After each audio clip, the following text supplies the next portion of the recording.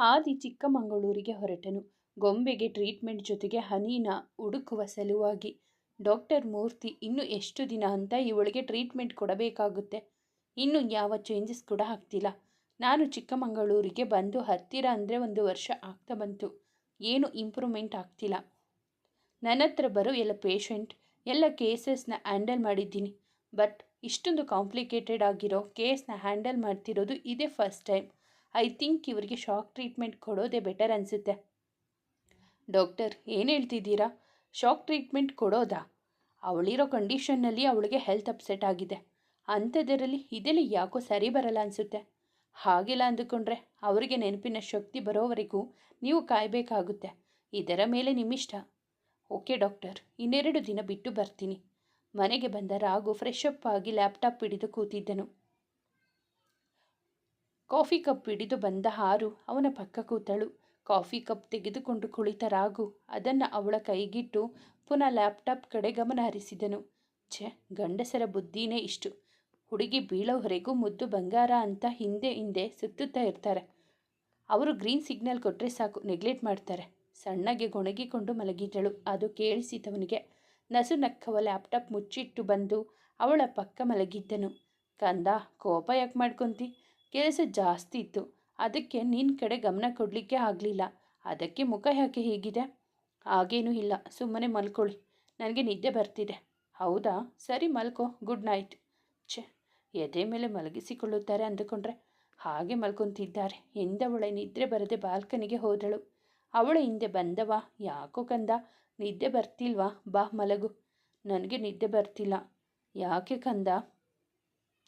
ಯಾಕೆ ಅಂತ ನಿಮಗೆ ಗೊತ್ತಿಲ್ವಾ? ಗೊತ್ತಿದ್ದು ಬೇಕು ಅಂತಾನೆ ಮಾಡ್ತೀರಾ? ಮತ್ತೆ ನಾನು ಮಾತಾಡಿದರೆ ಕೋಪ ಮಾಡ್ಕೊತೀಯಾ? ನಾನು ಏನು ಮಾಡಲಿ? ಅದಕ್ಕೆ ಸುಮ್ಮನೆ ಆದೆ. ತುಂಬ ಸುಸ್ತಾಗಿದೆ, ಬಾ ಕಂದ ಮಲಗೋಣ ಎಂದ. ನನಗೆ ನಿದ್ದೆ ಬರ್ತಿಲ್ಲ ಅಂದ್ಲು. ಕಂದ, ಎಷ್ಟು ಕತ್ತಲೆ ಇದೆ ನೋಡು, ಬಾರ ಒಳಗೆ. ಬಾಲ್ಕನಿಯು ಕತ್ತಲೆಯಿಂದ ತುಂಬಿತ್ತು. ಅಭಿ ಅಂಜು ಸಹಾಯ ಪಡೆದು ಬಾಲ್ಕನಿಯಿಂದ ಆಗಲೇ ಡೆಕೋರೇಟ್ ಮಾಡಿದ್ದಳು. ಇನ್ನೇನು ಹೊಳ ಹೋಗಬೇಕು ಎನ್ನುವ ಸಮಯಕ್ಕೆ ಸರಿಯಾಗಿ ಡಮ್ ಎನ್ನುವ ಶಬ್ದ ಬಂದಿತು. ತಿರುಗಿ ನೋಡಿದರೆ ಸುತ್ತಲೂ ಲೈಟ್ಸ್ಗಳೆಲ್ಲವೂ ಒಂದೊಂದೇ ಹೊತ್ತಿಕೊಂಡಿತು. ಕಂದ ಎಂದು ತಿರುಗಿ ನೋಡಿದರೆ ಅವನ ಮುದ್ದಿನ ಮಡದಿ ಅವನ ಮುಂದೆ ಮಂಡಿಯೂರಿ ಕುಳಿತಿದ್ದಳು. ಏನೋ ಕಂದ ಇದೆಲ್ಲ ಅಂದವನೇ ಎದುರು. ಹ್ಯಾಪಿ ಬರ್ತ್ಡೇ ಡಿಯರ್ ಹಬಿ ಎಂದು ಕೂಗಿ ಉಗುಚ್ಚ ನೀಡಿದಳು. ಅವಳನ್ನು ಎಬ್ಬಿಸಿದವ, ಇದೆಲ್ಲ ನಿನಗೆ ಹೇಗೆ ಗೊತ್ತಾಯಿತು ಎಂದು ಅವಳನ್ನಪ್ಪಿದ. ಅವಳು ಮಾತನಾಡಬೇಕೆನ್ನುವಷ್ಟರಲ್ಲಿ ಎಲ್ಲರೂ ಹ್ಯಾಪಿ ಬರ್ತ್ಡೇ ರಾಘು ಎಂದು ಕೂಗಿದರು. ಅವರ ಶಬ್ದಕ್ಕೆ ಎಚ್ಚೆತ್ತ ಇಬ್ಬರು ದೂರ ಸರಿದರು. ಟೇಬಲ್ ಮಧ್ಯೆ ಅವನು ಇಷ್ಟದ ಕೇಕ್ ತಂದು ಅದರ ಸುತ್ತಲೂ ಗುಲಾಬಿ ದಳಗಳಿಂದ ಅಲಂಕಾರ ಮಾಡಿದ್ದರು. ಸುತ್ತಲೂ ಬಲೂನ್ಗಳಿಂದ ಡೆಕೋರೇಟ್ ಮಾಡಿದ್ದರು. ಇದೆಲ್ಲ ಐಡಿಯಾ ಅವನ ಮುದ್ದಿನ ಮಡದಿಯದೆ. ಕೇಕ್ ಕಟ್ ಮಾಡಿದವ ಎಲ್ಲರ ಇಚ್ಛೆಯಂತೆ ತನ್ನ ಮಡದಿಗೆ ತಿನ್ನಿಸಿದ. ನಂತರ ಅಪ್ಪ, ಅಮ್ಮ, ಅಂಜು, ಅಭಿ, ಗೌರಮ್ಮ ಅವರಿಗೆ ತಿನ್ನಿಸಿ ಕೊನೆಗೆ ಸುಲೋಚನಾ ಸುಂದರ್ ನೇತ್ರಾಗೆ ತಿನ್ನಿಸಿದ. ನೇತ್ರ ಒಳಗೊಳಗೆ ಕುದಿಯುತ್ತಿದ್ದಳು. ನಮ್ಮೂವರನ್ನು ಕನೆಗಡಿಸಿದನಲ್ಲ, ಆ ಮನೆ ಕೆಲಸದವರ ಮಗನ ಮೇಲೆ ಇರೋ ಕನ್ಸರ್ನ್ ಕೇರ್ ನಮ್ಮ ಮೇಲೆ ಇಲ್ಲವಲ್ಲ ಎಂದು ಅಹಂನಿಂದ ಇದ್ದವಳಿಗೆ ಅವಳ ಸ್ಥಾನ ಯಾವುದೆಂಬುದು ಮರೆತೇ ಹೋಗಿತ್ತು. ಈ ನಿಮ್ಮ ನೆಮ್ಮದಿ ನಾಳೆ ಅಷ್ಟರೊಳಗೆ ಮಣ್ಣಲ್ಲಿ ಸಮಾಧಿಯಾಗಿರುತ್ತೆ ಎಂದುಕೊಂಡಳು ಮನಸ್ಸಲ್ಲಿ. ಅವರಿಬ್ಬರು ಇನ್ನಷ್ಟು ಹತ್ತಿರ ಆಗಲಿ ಎಂದುಕೊಂಡ ಎಲ್ಲರೂ ಅವರಿಬ್ಬರನ್ನು ಬಿಟ್ಟು ಹೋದರು. ಅವರೆಲ್ಲ ಹೋದ ನಂತರ ಆರೂನ ಹಿಂದಿನಿಂದ ತಬ್ಬಿಕೊಂಡವ, ಹೇಳು ಕಂದ, ನಿನಗೆ ನನ್ನ ಬರ್ತಡೇ ಹೇಗೆ ಗೊತ್ತಾಯಿತು? ಅದು ಹೇಗೋ ಗೊತ್ತಾಯಿತು. ಹೇಗಿತ್ತು ಸರ್ಪ್ರೈಸ್? ನಿನ್ನಷ್ಟೇ ಮುದ್ದಾಗಿತ್ತು ಎಂದವ ಅವಳ ಕೊರಳು ಚುಂಬಿಸಿದ. ಅವಳನ್ನು ಮುದ್ದಿಸುತ್ತಲೇ, ಕಂದ, ನಾನು ನಿನಗೇನೋ ಹೇಳಬೇಕು ಎಂದ. ಅವನ ಗತ ಜೀವನದ ವಿಷಯವನ್ನು ಹೇಳಬೇಕೆಂದುಕೊಂಡ. ಅವಳಲ್ಲಿ ಅದಾಗಲೇ ಅವಳಿಗೆ ಗೊತ್ತಿದ್ದರಿಂದ ಅವನ ಮನಸ್ಸು ಓದಿದವಳಂತೆ, ಡಿಯರ್ ಹಬ್ಬಿ, ನೀವು ಏನು ಹೇಳೋದಿದ್ರು ನಾಳೆ ಹೇಳಿ. ಹಾಗೆ ನಿಮಗೊಂದು ಸರ್ಪ್ರೈಸ್ ಇದೆ. ಕಂದ, ಮತ್ತೆ ಸರ್ಪ್ರೈಸಾ? ಹೌದು, ಇದನ್ನೆಲ್ಲ ಯಾರಾದರೂ ಸರ್ಪ್ರೈಸ್ ಅಂತಾರಾ? ನಿಮಗೆ ನಾನು ಏನು ಹೇಳಬೇಕಿತ್ತು, ನಾಳೆ ಹೇಳ್ತೀನಿ. ಹಾಗೆ ನಾನು ಕೊಡೋ ಆ ಸರ್ಪ್ರೈಸ್ನ ನೀವು ಲೈಫ್ ಲಾಂಗ್ ಮರೆಯಲ್ಲ. ಪ್ಲೀಸ್ ಕಣೋ, ಅದೇನು ಅಂತ ಈಗಲೇ ಹೇಳೋ. ಈಗಲೇ ಹೇಳಿದರೆ ಅದನ್ನು ಸರ್ಪ್ರೈಸ್ ಅಂತಾರಾ? ನಾಳೆವರೆಗೂ ವೆಯ್ಟ್ ಮಾಡಿ ಡಿಯರ್ ಹಬ್ಬಿ. ಕಂದ, ಇದೇ ಖುಷಿಗೆ ಏನೂ ಇಲ್ವಾ ಎಂದು ಮುಖ ಊದಿಸಿ, ಇಷ್ಟೆಲ್ಲ ಡೆಕೋರೇಟ್ ಮಾಡಿದ್ದೀನಿ, ಜೊತೆಗೆ ನಾಳೆ ನಿಮಗೊಂದು ಸರ್ಪ್ರೈಸ್ ಇದೆ. ಇದಕ್ಕಿಂತ ಖುಷಿ ವಿಷಯ ಇನ್ನೇನಿದೆ ರೀ? ಅದು ಏನಂದರೆ ಇದು ಎಂದು ಅವಳ ತುಟಿಯ ಸವರಿದ. ನಾಚಿದಳು. ಮೊದಲ ಬಾರಿಗೆ ಅವನು ಕೇಳಿದ ರೀತಿಗೆ ಅವನೇ ಇದರೊಳಗೆ ಮುಖ ಹುದುಗಿಸಿದಳು. ಯಾರೋ ಆಗಲೇ ಕೊಡಲ್ಲ ಅಂತ ಹೇಳಿದ್ರು. ಈಗ ಅವರೇ ಎಂದ ತುಟಿ ಸವರಿಕೊಂಡು.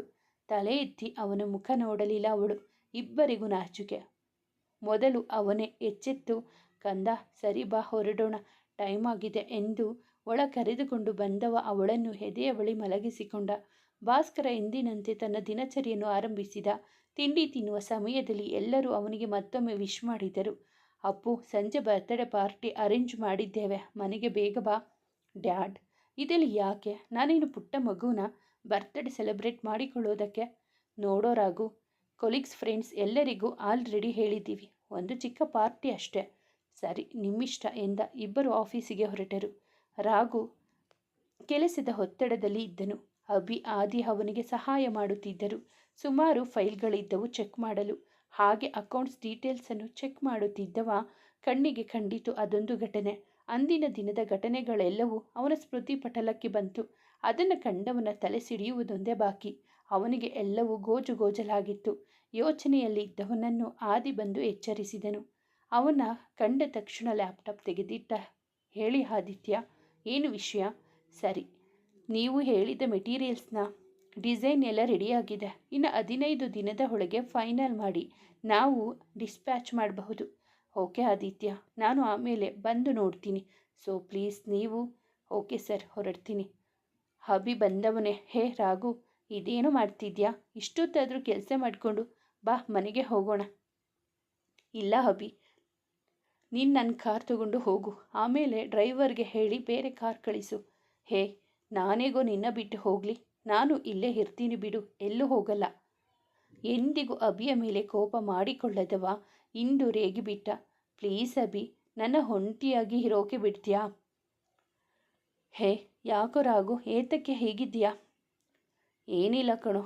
ಸರಿ ಬಾ, ಮನೆಗೆ ಹೊರಡೋಣ. ಸರಿ, ಹೊರಡೋಣ. ಸಂಜೆ ಆದಾಗಲೇ ಬೃಂದಾವನ ವಿದ್ಯುತ್ ದ್ವೀಪಗಳಿಂದ ಶೃಂಗಾರಗೊಂಡಿತು. ಆರಾಧನಾ ತಾನೇ ತನ್ನ ಕೈಯಾರೆ ಅವನಿಗೆ ಇಷ್ಟದ ಸ್ಟ್ರಾಬೆರಿ ಕೇಕನ್ನು ರೆಡಿ ಮಾಡಿ ಹೊರವಲಯದಲ್ಲಿರುವ ರೆಸಾರ್ಟನ್ನು ಬುಕ್ ಮಾಡಿದ್ದಳು. ತನ್ನವನಿಗೆ ಪ್ರಪೋಸ್ ಮಾಡಿ ಅವನಿಗೆ ತನ್ನವನ್ನೇ ಅರ್ಪಿಸಲು ಅದಕ್ಕೆ ಬೇಕಾದ ತಯಾರಿ ಸಹ ಮಾಡಿಕೊಂಡಿದ್ದಳು ಅಂಜು ಅಭಿ ಸಹಾಯದಿಂದ. ಸಂಜೆ ಇಬ್ಬರು ಮನೆಗೆ ಬಂದರು. ಕೊಲೀಗ್ಸ್ ಎಲ್ಲರೂ ಬಂದಿದ್ದರು. ಜೊತೆಗೆ ಆಕಾಶ್ ಸಹ ಬಂದಿದ್ದನು. ಬರ್ತ್ಡೇ ಆಚರಿಸುವ ಮನಸ್ಸು ಅವನಿಗಿರಲಿಲ್ಲ. ಆದರೂ ಮನೆಯವರ ಖುಷಿಯನ್ನು ಕಿತ್ತುಕೊಳ್ಳುವ ಮನಸ್ಸಿಲ್ಲದೆ ತಯಾರಾಗಿ ಬಂದನು. ಇನ್ನೇನು ಕೇಕ್ ಕಟ್ ಮಾಡುವ ಸಮಯದಲ್ಲಿ ತಾನು ಮಾಡಿದ್ದ ಕೇಕನ್ನು ತಂದು ಅವನ ಮುಂದಿಟ್ಟಳು. ಬಂದಾಗಿನಿಂದ ಅವಳ ಜೊತೆ ಮಾತನಾಡಲು ಅವನಿಗೆ ಸಮಯ ಇರಲಿಲ್ಲ ಎನ್ನುವ ಬದಲು ಸಮಯಾವಕಾಶ ಒದಗಲಿಲ್ಲ. ಕೇಕನ್ನು ಕಟ್ ಮಾಡಿದವ ಮೊದಲಿಗೆ ತಂದೆ ತಾಯಿಗೆ ತಿನಿಸಿದನು. ನಂತರ ಗೌರಮ್ಮ ಅವರಿಗೆ ತಿನಿಸಿದ. ಇನ್ನೇನು ಅಭಿ ಅಂಜುಗೆ ತಿನಿಸಬೇಕೆನ್ನುವಷ್ಟರಲ್ಲಿ ಆ ಮೂವರು ಪ್ರಜ್ಞೆ ತಪ್ಪಿಬಿದ್ದರು. ಕೇಕನ್ನು ಬಿಸಾಡಿದವ ಮಾಮ್, ಡ್ಯಾಡ್ ಎಂದು ಅವರ ಬಳಿ ಬಂದ. ಎಲ್ಲರೂ ಗಾಬರಿಯಾಗಿ ಅವರ ಬಳಿ ಬಂದರು. ಅಂಜು ಅವರ ಕೆನ್ನೆ ತಟ್ಟುತ್ತಾ ಎಚ್ಚರಿಸಲು ಪ್ರಯತ್ನಿಸಿದರು. ಆರಾಧನಾ ಗಾಬರಿಯಿಂದ ಬಂದವಳೆ, ರೀ ಅಣ್ಣ, ಮೊದಲು ಹಾಸ್ಪಿಟಲ್ಗೆ ಹೋಗೋಣ ಬನ್ನಿ ಎಂದವಳೆ ಆಂಬುಲೆನ್ಸ್ಗೆ ಫೋನ್ ಹಾಯಿಸಿದರು. ಅಳುತ್ತಲೇ ಎಲ್ಲರೂ ಹಾಸ್ಪಿಟಲ್ಗೆ ಬಂದರು. ರಾಘು ಅಂಜು ಅಳುವನ್ನು ನೋಡಲಾಗುತ್ತಿರಲಿಲ್ಲ. ಅಭಿಯ ಅಮ್ಮ ಒಳಗೆ ಸಾವು ಬದುಕಿನ ಮಧ್ಯೆ ಹೋರಾಡುತ್ತಿದ್ದರೂ ಸಹ ಅವರಿಬ್ಬರನ್ನು ಸಮಾಧಾನ ಮಾಡುತ್ತಿದ್ದನು. ಡಾಕ್ಟರ್ ಬಂದವರೇ ಇನ್ನು ಸ್ವಲ್ಪ ಲೇಟಾಗಿ ಕರೆದುಕೊಂಡು ಬಂದಿದ್ರೆ ಅವರು ಮಧ್ಯದಲ್ಲೇ ಹೊರಟು ಹೋಗ್ತಿದ್ರು. ಅವರ ದೇಹದಲ್ಲಿ ಯಾವುದೋ ಪಾಯ್ಸನ್ ಇಂಜೆಕ್ಟ್ ಆಗಿತ್ತು ಎಂದವರ ಮಾತು ಕೇಳಿ ರಾಘು ಕುಸಿದು ಬಿದ್ದರೆ ಮತ್ತೆಲ್ಲರಿಗೂ ಶಾಕ್ ಆಗಿತ್ತು. ಡಾಕ್ಟರ್, ಏನು ಹೇಳ್ತಿದ್ದೀರಾ? ಹೌದು ಮಿಸ್ಟರ್ ರಾಘು ಅವರೇ, ಇದು ಪೊಲೀಸ್ ಕೇಸ್ ಆಗುತ್ತೆ. ಸೊ ನಾವು ಪೊಲೀಸ್ನವ್ರಿಗೆ ಇನ್ಫಾರ್ಮ್ ಮಾಡಬೇಕಾಗುತ್ತೆ. ನೋ ಡಾಕ್ಟರ್, ಅಪ್ಪ ಅಮ್ಮ ಹುಷಾರಾಗಲಿ, ನಾನೇ ಕಂಪ್ಲೇಂಟ್ ಕೊಡ್ತೀನಿ. I need some time please doctor. Okay Raghu, late ಮಾಡೋಕೆ ಹೋಗಬೇಡ. ಯಾರೋ ಬೇಕು ಅಂತಾನೆ ಇದನ್ನು ಮಾಡಿದ್ದಾರೆ. ಇದು ನಿಮ್ಮ ಫ್ಯಾಮಿಲಿ ಮ್ಯಾಟರ್. ಯಾವುದಕ್ಕೂ ಹುಷಾರಾಗಿರಿ. 2-3 ದಿನಗಳ ನಂತರ ಆಸ್ಪತ್ರೆ ವಾಸ ಮುಗಿಸಿ ಬಂದರು. ಅವರು ಇದ್ದಷ್ಟು ದಿನಗಳವರೆಗೂ ಆರಾಧನಾ ಅವರನ್ನು ಆರೈಕೆ ಮಾಡಿದಳು. ಎಂದಿನಂತೆ ಊಟ ಮುಗಿಸಿ ರಾಘುಗೆ ಹಾಲು ತಂದಳು. ಆಸ್ಪತ್ರೆಯಲ್ಲಿದ್ದಾಗಿನಿಂದಲೂ ಅವ ಊಟ ಮಾಡದೆ ಬಳಲಿದ್ದರಿಂದ ಅವ ಬಾಲ್ಕನಿಯಲ್ಲಿ ನಿಂತಿದ್ದನು. ಹಾಲನ್ನು ಟೇಬಲ್ ಮೇಲೆ ಇಟ್ಟವಳೆ ಅವನ ಹಿಂದೆ ಬಂದು ಅವನ ಭುಜದ ಮೇಲೆ ಕೈ ಇಟ್ಟವಳೆ ರೀ ಎಂದು ಅವನನ್ನು ತಬ್ಬಿದಳು. ಅವಳ ಕೈ ಕಿತ್ತೆಸೆದವನೇ, ಅವಳನ್ನು ಮುಂದೆ ನಿಲ್ಲಿಸಿದವನೇ ಅವಳ ಕೆನ್ನೆಗೆ ಚಟೀರನೆ ಬಾರಿಸಿದ. ಅವನ ಕಣ್ಣೆಲ್ಲವೂ ಅತ್ತು ಕೆಂಬಣ್ಣವಾಗಿತ್ತು. ಅವ ಹೊಡೆದ ಹೊಡೆತಕ್ಕೆ ಅವಳು ಕೆಳಗೆ ಬಿದ್ದಳು. ಅವಳ ರಟ್ಟೆ ಹಿಡಿದು ಮತ್ತೊಮ್ಮೆ ಬಾರಿಸಿದ. ಯಾರೇ ನೀನು? ಯಾಕೆ ಹೀಗೆ ಮಾಡಿದೆ ಎಂದ. ರೀ, ನಾನೇನು ಮಾಡಿದೆ? ಶ್, ಮಾತಾಡಬೇಡ ನೀನು. ನಮ್ಮನೆಗೆ ಬಂದು ನಮ್ಮನೆಯವರನ್ನು ಕೊಲ್ಲೋಕೆ ಹೇಗೆ ಮನಸ್ಸು ಬಂತು ನಿನಗೆ? ನೀನು ಯಾರು ಅಂತ ಗೊತ್ತಿದ್ದರೆ ಸುಮ್ಮನೆ ಇದ್ದೆ. ಯಾಕೆ ಗೊತ್ತಾ? ಇವತ್ತೆಲ್ಲ ನಾಳೆ ನೀನೇ ಬಾಯಿ ಬಿಡ್ತೀಯಾ ಅಂತ. ಆದರೆ ನೀನು ನಮ್ಮ ಆಫೀಸಿಗೆ ಸೇರಿ ನಾನು ಸೋಲೋ ಹಾಗೆ ಮಾಡಿದೆ. ಆ ವಿರಾಟಿಂದ ಅವಮಾನ ಆಗೋ ಹಾಗೆ ಮಾಡಿದೆ. ಮುಂಬೈ ಪ್ರಾಜೆಕ್ಟ್ ಕ್ಯಾನ್ಸಲ್ ಆಗೋ ಹಾಗೆ ಮಾಡಿದೆ. ನಾನು ನಿನ್ನ ಪ್ರಾಣಕ್ಕಿಂತ ಹೆಚ್ಚಾಗಿ ಪ್ರೀತಿ ಮಾಡಿದ್ನಲ್ಲೇ. ಆ ಪ್ರೀತಿಗೆ ಮೋಸ ಮಾಡಿ ಬಿಟ್ಟಿಯಲ್ಲೇ. ನೀನು ಒಂದು ಹೆಣ್ಣ? ರೀ, ಏನು ಮಾತಾಡ್ತಾ ಇದ್ದೀರಾ? ಏಳೆ, ಯಾರು ನೀನು? ನಾನು ಏಳೆ, ನೀವು ಯಾಕೆ ಇಲ್ಲಿಗೆ ಬಂದಿದ್ದೀರಾ ಮಿಸ್ ಆರಾಧನಾ IPS ಅವರೇ? ಬೆವರುತ್ತಾ ಶಾಕಾಗಿ ಸ್ತಬ್ಧಳಾಗಿ ನಿಂತಳು. ಹೇಳಿ ಆರಾಧನಾ ಅವರೇ. ಸಾರಿ ಮೇಡಮ್, ನಿಮ್ಮನ್ನು ಗೌರವ ಕೊಟ್ಟು ಮಾತನಾಡಬೇಕು ಇನ್ಮೇಲೆ. ರೀ, ಅದು ರೀ ಅಂತ ಕರಿಬೇಡ ನನ್ನನ್ನು ಎಂದವ ಅವಳ ರಟ್ಟೆಯನ್ನು ಗಟ್ಟಿಯಾಗಿ ಹಿಡಿದು. ಹೇಳೆ, ನಾನೇನೇ ಮಾಡಿದ್ದೆ ನಿನಗೆ? ಹೇಳೆ, ಯಾಕೆ ಪಾಯ್ಸನ್ ಮಿಕ್ಸ್ ಮಾಡಿದೆ? ನಿನಗೆ ನನ್ನ ಮೇಲೆ ಕೋಪ ದ್ವೇಷ ಇದ್ದಿದ್ದರೆ ಅದನ್ನು ನನ್ನ ಮೇಲೆ ತೀರಿಸ್ಕೊಬೇಕಾಗಿತ್ತು. ಅದು ಬಿಟ್ಟು ನಮ್ಮನೆಯವರ ಮೇಲೆ ಯಾಕೆ ಕೋಪ ನಿನಗೆ? ಅವನ ಮಾತಿಗೆ ಏನೆಂದು ಉತ್ತರಿಸಿಯಾಳು. ತಪ್ಪು ತಿಳುವಳಿಕೆಯಿಂದ ಆದದ್ದು ಇದೆಲ್ಲ ಎಂದ. ತಲೆ ಎತ್ತಿ ಮಾತಾಡಿ ಮೇಡಮ್. ನೀವು ಹೇಳಿಕೊಳ್ಳೋದಕ್ಕೆ ಪೊಲೀಸ್, ಬಟ್ ನೀವ್ಯಾಕೆ ಇಲ್ಲಿ ಬಂದು ನಮ್ಮ ಆಫೀಸಿಗೆ ಸೇರಿದ್ರಿ? ನನ್ನ ಮದುವೆಯಾಗಬೇಕು ಅಂತ ಮೊದಲೇ ಡಿಸೈಡ್ ಮಾಡಿದ್ರಾ? ಹಾಗಾದರೆ ನೇತ್ರಾನ ನೀವೇನ ಕಿಡ್ನಾಪ್ ಮಾಡಿದ್ದು? ನಿಜವಾಗಲೂ ನೀವು ಪೊಲೀಸಾ? ನನಗೇನೋ ಡೌಟ್. ಹೇಳಿ, ಯಾಕೆ ಕೇಕಲ್ಲಿ ಪಾಯ್ಸನ್ ಮಿಕ್ಸ್ ಮಾಡಿದೆ? ನಿನಗೆ ನಮ್ಮನೆಯವರು ತೋರಿಸ್ತಿದ್ದ ಪ್ರೀತಿ ಅರ್ಥ ಆಗಲಿಲ್ವಾ? ನೀನು ಈಗ ರಿಸೈನ್ ಮಾಡಿ ಇಲ್ಲಿಗೆ ಬಂದಿದ್ಯಾ ಅನ್ನೋದು ಗೊತ್ತಾಯಿತು. ಆದರೆ ಯಾಕೆ ಅಂತ ಬೊಗಳೆ? ನಿನ್ನನ್ನು ಇನ್ನು ಪುಟ್ಟ ಮಗು ಅಂತ ಅಂದುಕೊಂಡಿದ್ನಲ್ಲೇ. ಆದರೆ ನೀನು ಪುಟ್ಟ ಮಗು ಅಲ್ವೇ? ನನ್ನ ಪಾಲಿನ ರಾಕ್ಷಸಿ ನೀನು. ಛೇ, ನೀವು ಹುಡುಗಿರು ಇಷ್ಟೇ. ಇವತ್ತು ನಿನ್ನ ಹತ್ರ ನನ್ನ ಗತ ಜೀವನದ ಬಗ್ಗೆ ತಿಳಿಸಿ ನೀನು ಸಾಕು ಅನ್ನೋವಷ್ಟು ಪ್ರೀತಿ ಕೊಡಬೇಕು ಅಂತಿದ್ದೆ. ಆದರೆ ನೀನು ಎಂದವ ಕುಸಿದು ಬಿದ್ದ. ರೀ, ಇಲ್ಲಿ ನೋಡಿ, ನನ್ನ ಮಾತು ಕೇಳಿ ಎಂದು ಭುಜದ ಮೇಲೆ ಕೈ ಹಾಕಿದವಳ ಕೈ ಕಿತ್ತೆಸಿದವ. ಮಾತಾಡಬೇಡ ನೀನು. ನನ್ನ ಪ್ರೀತಿಗೆ ನೀನು ಯೋಗ್ಯನಾ? Get out from my life. I hate you ಎಂದು ಕಿರುಚಿದ. ರೂಮ್ನ ಡೋರ್ ಕ್ಲೋಸ್ ಮಾಡಿದ್ದರಿಂದ ಅವನ ಮಾತುಗಳೆಲ್ಲವೂ ರೂಮ್ನಲ್ಲಿ ಪ್ರತಿಧ್ವನಿಸುತ್ತಿದ್ದೇ ಹೊರತು ಹೊರಗಲ್ಲ. ನಿನಗೆ ಈ ಮದುವೆ ಇಷ್ಟ ಇಲ್ಲದೆ ಆಗಿದ್ದು ಅಂತ ಗೊತ್ತಿತ್ತು. ಆಮೇಲೆ ನಾನು ನಿನ್ನ ಅಪ್ಪಿ ಮುದ್ದಾಡುವಾಗ ತುಂಬ ಸಲ ಕೇಳಿದೆ ತಾನೆ, ನಿನಗೆ ಈ ಮದುವೆ ಇಷ್ಟ ಇರಲಿಲ್ಲ ಅಲ್ವೇನೋ? ಬಲವಂತವಾಗಿ ನಿನ್ನ ಪಡೆದುಕೊಳ್ಳೋ ಆಸೆ ನನಗಿಲ್ಲ ಅಂತ ನಾನು ಹೇಳಿದ್ದೆ ತಾನೆ. ಆವಾಗಲಾದರೂ ಬಾಯಿ ಬಿಟ್ಟು ಹೇಳಬೇಕಿತ್ತು, ನೀನು ಅಂದರೆ ನನಗೆ ಇಷ್ಟ ಇಲ್ಲ ಅಂತ. ಅದಕ್ಕೋಸ್ಕರ ನಮ್ಮನೆಯವರಿಗೆ ಯಾಕೆ ವಿಷ ಹಾಕ್ತೆ? ಹಸು ವೇಷದಲ್ಲಿರೋ ನರಿ ನೀನು. ಮುಗ್ದಳು ಅನ್ನೋ ಥರ ಇದ್ದು ಬೆನ್ನಿಗೆ ಚೂರಿ ಹಾಕ್ಬಿಟ್ಟಿಯಲ್ಲೇ. ರೀ, ನನಗೆ ಮಾತಾಡೋಕೆ ಅವಕಾಶ ಮಾಡಿಕೊಡಿ. 5 ನಿಮಿಷ ನಾನು ಹೇಳೋದನ್ನು ಕಿವಿ ಕೊಟ್ಟು ಕೇಳಿ. ಯಾಕೆ ಕೇಳಬೇಕು? ನಿನ್ನ ಮಾತನ್ನು ಯಾರೇ ನೀನು? ನನಗೆ ನನ್ನ ಅಪ್ಪ ಅಮ್ಮನ ಸಾಯಿಸೋಕೆ ನೋಡಿದವಳು ನೀನು. ನಿನ್ನಂಥವಳ ಜೊತೆ ನನಗೆ ಎಂಥ ಮಾತು? ನಿನ್ನ ಬೆಟ್ಟದಷ್ಟು ಪ್ರೀತಿ ಮಾಡ್ತಿದ್ದೆ ನಾನು. ಇನ್ನು ಮುಂದೆ ನಿನ್ನ ದ್ವೇಷ ಮಾಡ್ತೀನಿ. I hate you lot. ನನ್ನ ಕಣ್ಮುಂದೆ ನಿಂತ್ಕೊಂಬೇಡ, ಹೊರಟು ಹೋಗು ಇಲ್ಲಿಂದ ಎಂದು ಕೈ ಮುಗಿದು ಕೋಪದಿ. ಎಲ್ಲ ವಿಷಯವನ್ನು ಮೊದಲೇ ಅವನ ಬಳಿ ಹೇಳಿದಿದ್ದರೆ ಇಂದು ಇಂತಹ ಪ್ರಸಂಗವನ್ನು ಎದುರಿಸುವ ಸಮಯವೇ ಬರುತ್ತಿರಲಿಲ್ಲ. ಅಳುತ್ತಲೇ ಹೊಳಗೋಡಿದಳು. ಅವಳು ಹೋದತ್ತಲೇ ಬಾಲ್ಕನಿಯ ಬಾಗಿಲು ಹೊರಗಿನಿಂದಲೇ ಮುಚ್ಚಿ ಕುಸಿದು ಕುಳಿತನು. ಯಾಕೆ ದೇವ್ರೆ, ನನ್ನ ಲೈಫಲ್ಲಿ ಹೀಗೆ ಆಟ ಆಡ್ತಿದ್ಯಾ? ನಾನೇನಂತ ತಪ್ಪು ಮಾಡಿದ್ದೆ ಅಂತ ನನಗೆ ಈ ಥರ ನೋವು ಕೊಡ್ತಿದ್ಯಾ? ಪ್ರೀತಿ ಪ್ರೇಮ ಅಂತ ದೂರ ಇದ್ದವನ ಜೀವನಕ್ಕೆ ಅವಳ್ಯಾವಳೋ ಬಂದು ಪ್ರೀತಿ ಕೊಟ್ಟು ಹೇಳ್ದೆ ದೂರ ಹೋದ್ಲು. ಇವಳ್ಯಾವಳೋ ಇಷ್ಟ ಇಲ್ಲದೆ ಮದುವೆ ಆದರೂ ನಾನೇ ಎಲ್ಲವನ್ನು ಮರೆತು ಪ್ರಾಣಕ್ಕಿಂತ ಹೆಚ್ಚಾಗಿ ಪ್ರೀತಿ ಮಾಡಿಬಿಟ್ಟೆ. ಆದರೆ ಇವಳು ನನ್ನ ಜೊತೆನೇ ಇದ್ದು ನನ್ನ ಪ್ರೀತಿಗೆ ಅವಮಾನ ಮಾಡಿಬಿಟ್ಲು. ಯಾರಿಗೋಸ್ಕರ ಬದುಕಿರಲಿ ನಾನು? ನಿನ್ನ ಪ್ರಾಣಕ್ಕಿಂತ ಹೆಚ್ಚಾಗಿ ಪ್ರೀತಿ ಮಾಡಿದ್ದಕ್ಕೆ ಒಳ್ಳೆ ಬಹುಮಾನನೇ ಕೊಟ್ಟೆ ಕಂದ. ನಾನು ನಿನ್ನ ಅಪ್ಪಿ ಮುದ್ದಾಡುವಾಗ ಸುಮ್ಮನೆ ಇದೆಯಲ್ಲೋ? ನಾನು ಹೇಗೆ ಎದೆ ಬಡಿತಾ ಕೇಳಿದೆ, ನಿನಗೆ ನಿದ್ದೆ ಬರ್ತಿರ್ಲಿಲ್ಲ ಅಲ್ವಾ? ನನ್ನ ಟೆಡಿ ಬೇರ್ ಥರ ಅಪ್ಪಿಕೊಂಡು ಬಿಡು ಅಂದರು ಬಿಡದೆ ನನ್ನ ತಬ್ಬಿ ಮಲಗ್ತಿದ್ಯಲ್ಲ, ಅದೆಲ್ಲ ಸುಳ್ಳ ಕಂದ? ಹಾಗಿದ್ರೆ ಇದಕ್ಕೇನಾ ನೀನು ಯಾವಾಗಲೂ ಹೇಳ್ತಾ ಇದ್ದಿದ್ದು ನನ್ನ ಬಿಟ್ಟು ಎಲ್ಲೂ ಹೋಗಬೇಡಿ ಅಂತ? ಛೆ, ನೀನು ಮಾಡಿರೋ ಮೋಸನ ಮರೆತು ನಿನ್ನ ಜೊತೆ ಖುಷಿಯಾಗಿ ಇರ್ತೀನಿ ಅಂತ ಅದು ಹೇಗೆ ಅಂದುಕೊಂಡೆ ನೀನು? ಎಂದವ ತಲೆ ಚಚ್ಚಿಕೊಂಡು ಅಳುತ್ತಿದ್ದ, ಗಂಟಲು ಬಿರಿಯುವವರೆಗೂ. ಅವತ್ತು ಹನಿ ನನ್ನ ಬರ್ತಡೇ ದಿನ ಬರ್ತೀನಿ ಅಂದವಳು ನಾನು ಮರೆಯೋಕ್ಕಾಗದೇ ಇರುವಂಥ ಗಿಫ್ಟ್ ಕೊಟ್ಬಿಟ್ಟು ಹೋದ್ಲು. ಆದರೆ ಇವತ್ತು ಮತ್ತೆ ನನ್ನ ಬರ್ತಡೇ ದಿನ ನೀನು ದೂರ ಆಗೋ ಥರ ಮಾಡಿಬಿಟ್ಟೆ. ನಾನು ಹುಟ್ಟಿದ ಗಳಿಗೆನೇ ಸರಿ ಇಲ್ವೋ ಏನೋ. ಅವತ್ತು ಅವಳು ಮೋಸ ಮಾಡಿದ್ಲು, ಆದರೆ ಇವತ್ತು ನೀನು ಮೋಸ ಮಾಡಿಬಿಟ್ಟೆ. ಯಾಕೋ ಹೀಗೆ ಮಾಡಿದೆ? ನೀನು ಪೊಲೀಸ್ ಅಂತ ಗೊತ್ತಾದಾಗ ನಾನು ಎಷ್ಟು ಖುಷಿಪಟ್ಟೆ ಗೊತ್ತಾ? ಜೊತೆಗೆ ನನಗೆ ಆಶ್ಚರ್ಯ ಕೂಡ ಆಯಿತು. ಯಾಕೆ ನಮ್ಮ ಹತ್ತಿರ ವಿಷಯ ಮುಚ್ಚಿಟ್ಲು ಅಂತ ಅನಿಸಿದರು. ನಿನ್ನ ಮೇಲೆ ಇತ್ತಲ್ಲ ಆ ಪ್ರೀತಿಯಿಂದ ನಿನ್ನನ್ನು ಕಣ್ಮುಚ್ಚಿ ನಂಬಿದೆ.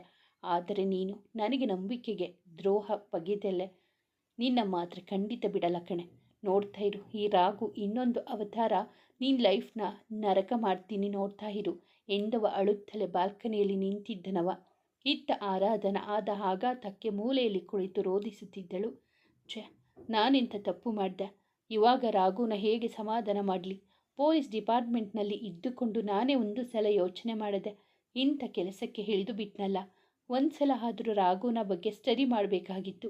ನನ್ನ ಒಂದೇ ಒಂದು ತಪ್ಪು ನಿರ್ಧಾರದಿಂದ ಇಂತಹ ಒಳ್ಳೆ ಮನಸ್ಸಿರೋ ವ್ಯಕ್ತಿ ಬಗ್ಗೆ ತಪ್ಪಾಗಿ ಗ್ರಹಿಸಿಬಿಟ್ಟೇನಲ್ಲ ಎಂದು ಅಳುತ್ತಿದ್ದಳು. ನಿನ್ನ ದ್ವೇಷ ಮಾಡ್ತೀನಿ ಅಂತ ಹೇಳ್ತಿದ್ರಲ್ಲ, ಖಂಡಿತ ಅದು ಅವರಿಂದ ಆಗದೆ ಇರೋ ಮಾತು. ನನ್ನ ಬಿಟ್ಟು ಇರೋಕ್ಕಾಗದೆ ಮುಂಬೈಯಿಂದ 2 ದಿನಕ್ಕೆ ವಾಪಸ್ ಆದರು. ನಿಜವಾಗಲೂ ನನ್ನ ದ್ವೇಷ ಮಾಡ್ತಾರಾ? ಅಳುತ್ತಾ ಕಣ್ಣೊರೆಸಿಕೊಂಡವಳೆ. ಇಲ್ಲ, ನಾನು ರಾಘು ಹತ್ರ ಎಲ್ಲ ಹೇಳ್ತೀನಿ, ಗೊಂಬೆ ವಿಷಯ ಹೇಳ್ತೀನಿ, ಹಾಗೆ ನಾನು ಇಲ್ಲಿಗೆ ಯಾಕೆ ಬಂದ ಅನ್ನೋ ಸತ್ಯನೂ ಹೇಳಿಬಿಡ್ತೀನಿ. ಆಗ ರಾಘು ನನ್ನ ಅರ್ಥ ಮಾಡ್ಕೊತಾರೆ ಅನಿಸುತ್ತೆ ಎಂದುಕೊಂಡವಳು ಬಾಲ್ಕನಿಯ ಬಾಗಿಲು ತೆಗೆಯಲು ನೋಡಿದಳು. ಅವನ ಜೊತೆ ಮಾತನಾಡಲು. ಅವ ಆಗಲೇ ಡೋರ್ ಕ್ಲೋಸ್ ಮಾಡಿದ್ದನಲ್ಲ. ರಾಘು ಓಪನ್ ದ ಡೋರ್ ಎಂದು ಬಾಗಿಲು ಬಡಿಯುತ್ತಿದ್ದರೂ ಅವನದು ನಿರ್ಲಿಪ್ತ ಮೌನ. ರಭಸವಾಗಿ ಮಳೆ ಸುರಿಯುತ್ತಿದ್ದರೂ ಅದರ ಪರಿವೇ ಇಲ್ಲದೆ ನಿಂತಿದ್ದ ಮಳೆಯ ನೀರಿನ ಜೊತೆ ಅವನ ಕಣ್ಣೀರು ಸಹ ನೆಲವನ್ನು ಸೋಕುತ್ತಿತ್ತು. ಅವನನ್ನು ಕಿಟಕಿಯ ಮೂಲಕವೇ ನೋಡುತ್ತಾ ಕೂಗುತ್ತಿದ್ದಳು, ರಾಘು ರಾಘು ಎಂದು. ಮಳೆಯ ಸದ್ದಿಗೆ ಅವಳ ಕೂಗು ಅವನಿಗೆ ಕೇಳಿಸಲಿಲ್ಲ. ಬಾಗಿಲು ಬಡಿದು ಸಾಕಾಗಿ ಅಳುತ್ತಲೇ ನಿದ್ದೆ ಹೋದಳು ಬಾಗಿಲ ಬಳಿಯೇ. ಅವ ಹತ್ತು ಸುಸ್ತಾಗಿ ನಿತ್ರಾಣಗೊಂಡಿದ್ದ. ಜೊತೆಗೆ ಅಲ್ಲಿಯೇ ಮಲಗಿಬಿಟ್ಟ ನೆಲದ ಮೇಲೆ. ಮುಂಜಾನೆ ಭಾಸ್ಕರನ ಕಿರಣಗಳು ಅವನನ್ನು ಸೋಕಿದವು. ನಿಧಾನವಾಗಿ ಕಣ್ಬಿಟ್ಟನು, ಸುತ್ತಲೂ ನೋಡಿದನು. ಆವಾಗ ನಾನು ಇಲ್ಲಿಗೆ ಯಾವಾಗ ಬಂದೆ ಎಂದವನಿಗೆ ನೆನಪಿಗೆ ಬಂತು ಇಂದಿನ ದಿನದ ಘಟನೆ. ಕೋಪದಿಂದ ಬಾಗಿಲು ತೆಗೆದ. ದೊಪ್ಪನೆ ಕೆಳಗೆ ಬಿದ್ದಳು ಆರಾಧನಾ. ಬಾಗಿಲ ಬಳಿಯಲ್ಲಿ ಮಲಗಿದ್ದಳಲ್ಲ. ಬಿದ್ದವಳನ್ನು ಮೇಲೆತ್ತದೆ ನೋಡದೆಯೂ ಹಾಗೆಯೇ ಒಳಹೋದನು. ಅವನ ರೀತಿಗೆ ನೊಂದುಕೊಂಡಳವಳು. ರೀ ಎಂದು ಕೂಗಿದಳು. ಅವಳನ್ನು ನೋಡಿ ಕೋಪಗೊಂಡವ ಅವಳನ್ನೊಮ್ಮೆ ದಿಟ್ಟಿಸಿದ. ತಲೆ ಕೆಳಗೆ ಮಾಡಿದಳು. ಮೊದಲೇ ಮುಖವೆಲ್ಲ ಸೊರಗಿದಂತೆ ಕಂಡಳು. ಅವನ ಸ್ಥಿತಿಯೂ ಅಷ್ಟೆ. ಇಂದಿನ ದಿನ ಮಧ್ಯಾಹ್ನವೇ ವಿಷಯ ಗೊತ್ತಿದ್ದರಿಂದ ನೋವಿನಲ್ಲಿ ಇದ್ದವ ಊಟ ಮಾಡದೆ ಅನ್ಯಮನಸ್ಕನಾಗಿದ್ದನು. ಕೆಳಗೋದವನು ತಿಂಡಿಯನ್ನು ತಿನ್ನದೆ ಆಫೀಸಿನ ದಾರಿ ಹಿಡಿದನು ಒಬ್ಬಂಟಿಯಾಗಿ. ಯಾರ ಬಳಿಯೂ ಹೇಳಿಕೊಳ್ಳಲಾಗದ ವೇದನೆಯನ್ನು ಅನುಭವಿಸುತ್ತಿದ್ದಳವಳು ಮಾಡಿದ ತಪ್ಪಿಗೆ. ಅತೀವ ದುಃಖದಲ್ಲಿ ಆಫೀಸಿಗೆ ಬಂದವ. ಸೊರಗಿದ್ದ ಅವಳ ಮುಖವೇ ಕಣ್ಮುಂದೆ ಬಂದಂತಾಯಿತು. ಆದರೆ ಮರುಕ್ಷಣವೇ ಅವಳು ಮಾಡಿದ ಮೋಸವನ್ನು ನೆನೆದವನ ಮನಸ್ಸು ಮೋಸಗಾತಿ ಎಂದು ಸಾರಿ ಸಾರಿ ಕೂಗುತ್ತಾ ಇತ್ತು. ಕೆಲಸ ಮಾಡಲು ಆಗದೆ ಒಂದು ಕಡೆ ತಲೆ ಹಿಡಿದುಕೊಂಡು ಕೂತ.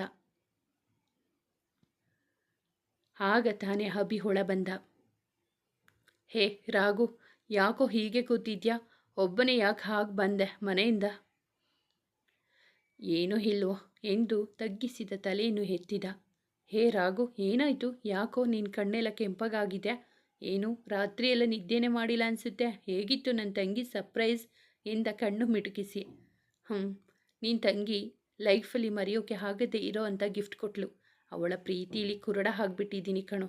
ನನ್ನ ಪುಟ್ಟಂಗಿ ಅಂದರೆ ಸುಮ್ಮನೆನಾ? ಇನ್ನಾದರೂ ನೀನು ಖುಷಿಯಾಗಿದ್ದರೆ ಅಷ್ಟೇ ಸಾಕು ಕಣೋ ನನಗೆ. ನಿನ್ನ ಮುಖದಲ್ಲಿ ಯಾವಾಗಲೂ ನಗು ಅನ್ನೋದು ಇರಬೇಕು.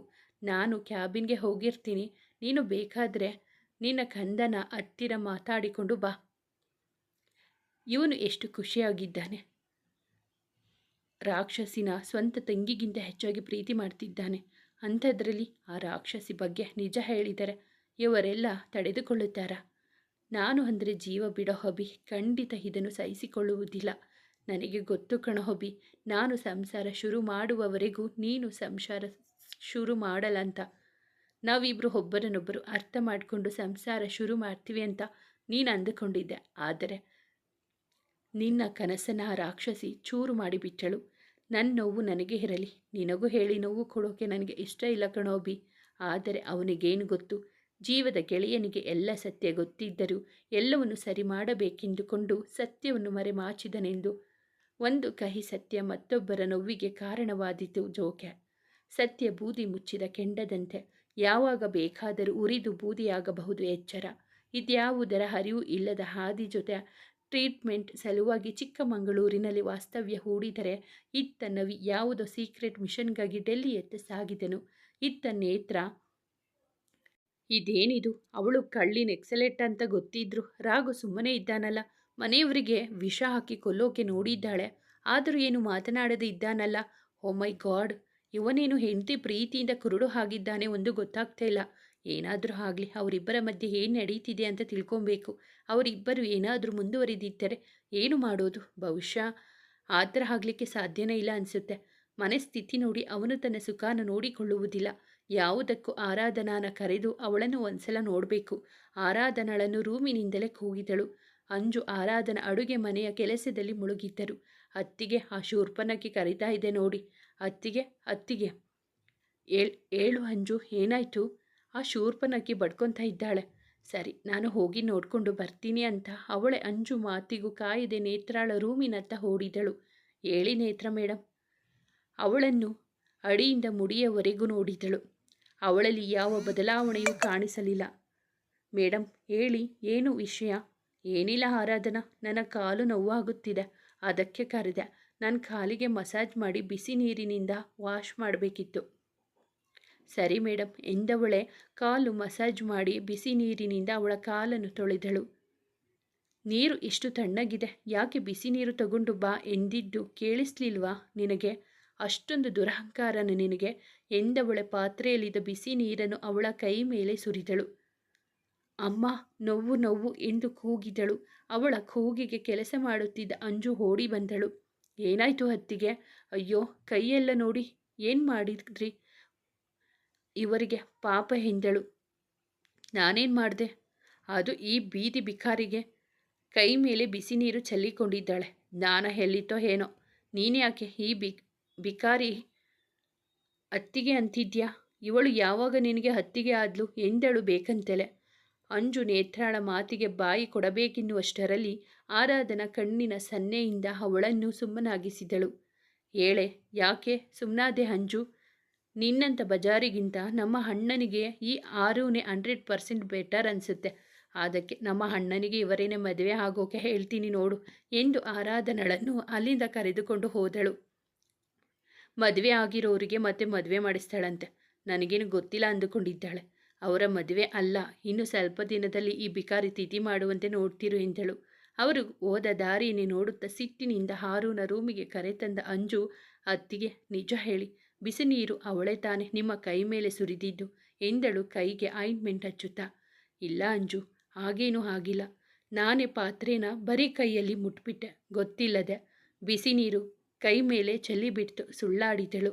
ಮನೆಗೆ ಬಂದ ಹಬಿ ಜೊತೆ ಬಂದ ರಾಘು ಮೊದಲಿಗೆ ಜಾನಕಿ ಸಂತೋಷ್ರವರನ್ನು ಮಾತನಾಡಿಸಿದರು. ಅಪ್ಪು, ಆರು ಹೇಗಿದ್ದಾಳೋ ಪಾಪ, ತುಂಬ ನೊಂದಿಕೊಂಡಿದ್ದಾಳೆ. ನಮ್ಮ ಟೈಮ್ ಚೆನ್ನಾಗಿತ್ತು, ಅದಕ್ಕೆ ಸೇಫಾಗಿ ಬಂದಿದ್ದೀವಿ. ಆ ಹುಡುಗಿ ಎಷ್ಟು ನೊಂದುಕೊಂಡಿದ್ದಾಳೋ ಏನೋ. ನಿನಗೆ ಅಂತ ಪ್ರೀತಿಯಿಂದ ಕೇಕ್ ರೆಡಿ ಮಾಡಿದ್ಲು, ಆದರೆ ಹೀಗಾಗೋಯ್ತು. ಅವಳನ್ನು ಸಮಾಧಾನ ಮಾಡು. ಈಗ ತಾನೇ ನಮಗೆ ಗೌರಮ್ಮನಿಗೆ ಊಟ ಟ್ಯಾಬ್ಲೆಟ್ ಕೊಟ್ಟು ಹೋದಳು. ನಿನಗೋಸ್ಕರ ಊಟನೂ ಮಾಡದೆ ಕಾಯ್ಕೊಂಡು ಕೂತಿದ್ದಾಳೆ ಅನಿಸುತ್ತೆ. ಹೋಗಪ್ಪ, ಮೊದಲು ನಿನ್ನ ಹೆಂಡ್ತಿನ ಗಮನಿಸ್ಕೊ. ಸರಿ ಎಂದುವ ರೂಮಿಗೆ ಹೋಗುತ್ತಿದ್ದವನನ್ನ ಅಂಜು ಅಭಿ ತಡೆದರು. ಅಣ್ಣ, ಊಟಕ್ಕೆ ಬಾರೋ. ಇಲ್ಲ ಪುಟಾಣಿ, ನನಗೆ ಹಸಿವಿಲ್ಲ. ಲೋ ಮಗ, ನನ್ನ ತಂಗಿನೂ ಊಟ ಮಾಡಿಲ್ವೋ? ಕರೆದುಕೊಂಡು ಬಾ, ಅವಳನ್ನು ಒಟ್ಟಿಗೆ ಊಟ ಮಾಡೋಣ. ಬೇಡ ಅಭಿ, ಅವಳಿಗೆ ನಾನು ಊಟ ಮಾಡಿಸ್ತೀನಿ. ನಿಮ್ಮ ಮುಂದೆ ತಿನ್ನಿಸಿದರೆ ಸಂಕೋಚಕ್ಕೆ ಊಟನೇ ಮಾಡೋದಿಲ್ಲ. ಅವಳು ಸುಳ್ಳಾಡಿದ. ತಮ್ಮ ಕೋಪ ಮನಸ್ತಾಪ ಯಾರಿಗೂ ಗೊತ್ತಾಗಬಾರದು ಎಂದು. ಹೌದು ಅಣ್ಣ, ಅತ್ತಿಗೆ ಬಿಸಿ ನೀರು ಚೆಲ್ಲಿಕೊಂಡು ನೋವು ಮಾಡಿಕೊಂಡಿದ್ದಾರೆ. ನೀನೇ ಊಟ ಮಾಡಿಸು ಅವರಿಗೆ. ಅಭಿ ರಾಘು ಒಟ್ಟಿಗೆ ಏನು ಬಿಸಿ ನೀರು ಚೆಲ್ಲಿಕೊಂಡಿದ್ದಾಳಾ ಎಂದರು ಗಾಬರಿಯಾಗಿ. ಹೌದು ಅಣ್ಣ, ತಗೋ ನೀನೇ ಊಟ ಮಾಡಿಸು ಎಂದು ಊಟದ ತಟ್ಟೆಯನ್ನು ಕೊಟ್ಟು ಕಳುಹಿಸಿದಳು. ಹೇ ರಾಘು, ನಾನು ಬರ್ತೀನಿ ಹೀರೋ ಎಂದ ಅಭಿ ಅವನ ಮಾತು ಕೇಳಿಸಿಕೊಳ್ಳದೆ ಹೊರಟೆ ಬಿಟ್ಟ. ಅಭಿ, ನೀನ್ಯಾಕೆ ಅವರಿಬ್ಬರ ಮಧ್ಯೆ ಕರಡಿತರ? ನನ್ನ ತಂಗಿ ಅಲ್ವೇನೋ ಮುದ್ದು, ನೋಡ್ಕೊಂಡು ಬರ್ತೀನಿ ಇರು. ಅದೆಲ್ಲ ನಿನಗ್ಯಾಕೆ, ಈಗಲೇ ತಡ ಆಗಿದೆ. ಗಂಡ ಹೆಂಡತಿ ಮಧ್ಯೆ ನೀನ್ಯಾಕೆ ಹೋಗ್ತೀಯಾ? ಸುಮ್ಮನೆ ಬಂದು ಬಿದ್ಕೋ ಎಂದಳು ಮೂತಿ ತಿರುವುತ್ತಾ. ಅಯ್ಯೋ ನನ್ನ ಮುದ್ದು ಮರಿಗೆ ಯಾಕಿಷ್ಟು ಕೋಪ? ಹಾಗೇನಿಲ್ಲ, ನೀನು ಹೀಗೆ ಊಟ ಮಾಡು ಎಂದವಳನ್ನು ಮಡಿಲಲ್ಲಿ ಕೂರಿಸಿಕೊಂಡ ಅಭಿ ತಾನು ತಿಂದು ಅವಳಿಗೂ ತುತ್ತಿಟ್ಟನು. ಅವನ ಎದೆಯ ಮೇಲೆ ತಲೆ ಹಾಕಿ ಮಲಗಿದ ಅಂಜು ನೇತ್ರ ನಡೆದುಕೊಂಡ ರೀತಿಯನ್ನು ಅಭಿಯ ಬಳಿ ಹೇಳಿದಳು. ಆದರೆ ಬಿಸಿ ನೀರು ಚೆಲ್ಲಿದಳು ಎಂಬ ವಿಷಯ ಅಂಜುಗೆ ಗೊತ್ತಿಲ್ಲದಿದ್ದರಿಂದ ನೇತ್ರ ಆರುಗೆ ಹೀಯಾಳಿಸಿ ಮಾತನಾಡಿದ ಮಾತುಗಳನ್ನಷ್ಟೇ ಹೇಳಿದಳು. ಒಮ್ಮೆಲೆ ಎದ್ದು ಕೂತ ಅಭಿ, ಏನು ಹೇಳ್ತಿದ್ಯಾ ಅಂಜು? ಇಷ್ಟೆಲ್ಲ ಆಗಿದ್ರೂ ನನಗೆ ಒಂದು ಮಾತು ಹೇಳಬೇಕು ಅಂತ ಅನಿಸ್ಲಿಲ್ವ ನಿನಗೆ ಎಂದು ರೇಗಾಡಿದ. ಅಷ್ಟಕ್ಕೆ ಅಂಜು ಅಳುತ್ತಾ, ಅಭಿ, ಅತ್ತಿಗೇನೆ ಯಾರಿಗೂ ಹೇಳಬೇಡ ಅಂದಿದ್ದು. ಮದುವೆ ವಿಷಯ ಯಾಕೆ ಹೇಳಬೇಡ ಅಂತಿದ್ದಾರೋ ಗೊತ್ತಿಲ್ಲ. ಯಾಕಾದರೂ ಕೂಗಾಡಿದ್ನೋ ಇವಳ ಮೇಲೆ ಎಂದವ ಅವಳನ್ನು ಸಮಾಧಾನಿಸಿದ. ಮುಂದುವರಿಯುವುದು. ಸ್ನೇಹಿತರೆ, ಈ ಕಥೆ ನಿಮಗೆ ಇಷ್ಟವಾಗಿದ್ದರೆ ದಯವಿಟ್ಟು ಒಂದು ಲೈಕ್ ಮಾಡಿ, ನಮ್ಮ ಚಾನಲನ್ನು ಸಬ್ಸ್ಕ್ರೈಬ್ ಆಗಿ ಪಕ್ಕದಲ್ಲಿರುವ ಬೆಲ್ ಬಟನ್ ಕ್ಲಿಕ್ ಮಾಡಿ. ನಿಮ್ಮ ಫ್ರೆಂಡ್ಸ್ ಆ್ಯಂಡ್ ಫ್ಯಾಮಿಲಿಗೆ ಈ ಕಥೆಯನ್ನು ಶೇರ್ ಮಾಡಿ. ನಿಮ್ಮ ಅನಿಸಿಕೆ ಅಭಿಪ್ರಾಯವನ್ನು ಕಮೆಂಟಲ್ಲಿ ತಿಳಿಸಿ. ಕಥೆಯನ್ನು ಕೇಳಿದ್ದಕ್ಕಾಗಿ ಧನ್ಯವಾದಗಳು.